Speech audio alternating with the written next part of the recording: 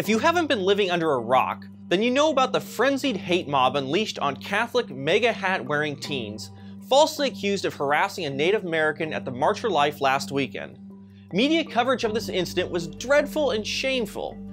While we can't possibly cover all of the outrageous mistakes made during this fiasco, here are our top 3 biggest media misses. Number 1. It was a Bosch narrative from the beginning. The media misreported the entire confrontation between the Covington Catholic students and Native American activist Nathan Phillips from the beginning.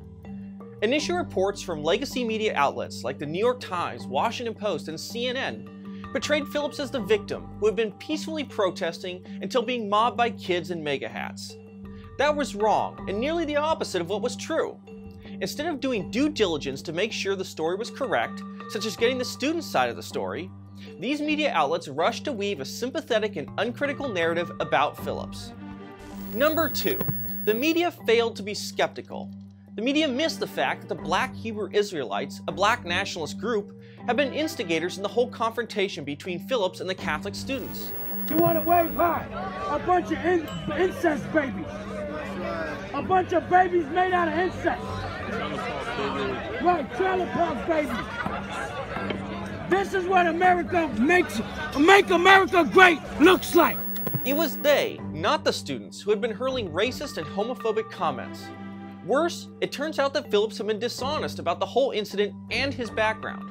When I was there and I was standing there and I seen that group of people in front of me and I seen the angry faces and all of that, I realized I had put myself in a really dangerous situation. You know, there's like, here's a group of people who were angry at somebody else, and I put myself in front of that, and all of a sudden, I'm the one who's all that anger and all that wanting to have the freedom to just rip me apart. The media bought his story that he was just a humble man of peace, victimized by an unruly mob of Catholic students. But he had not been a Vietnam War vet, as much as the media claimed, and had at one point tried to disrupt a mass at the Basilica for the National Shrine of the Immaculate Conception.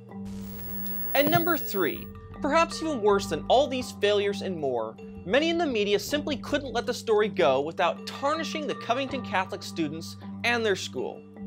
NBC published a story with the headline, quote, "Gay valedictorian banned from speaking at Covington graduation, not surprised by DC controversy."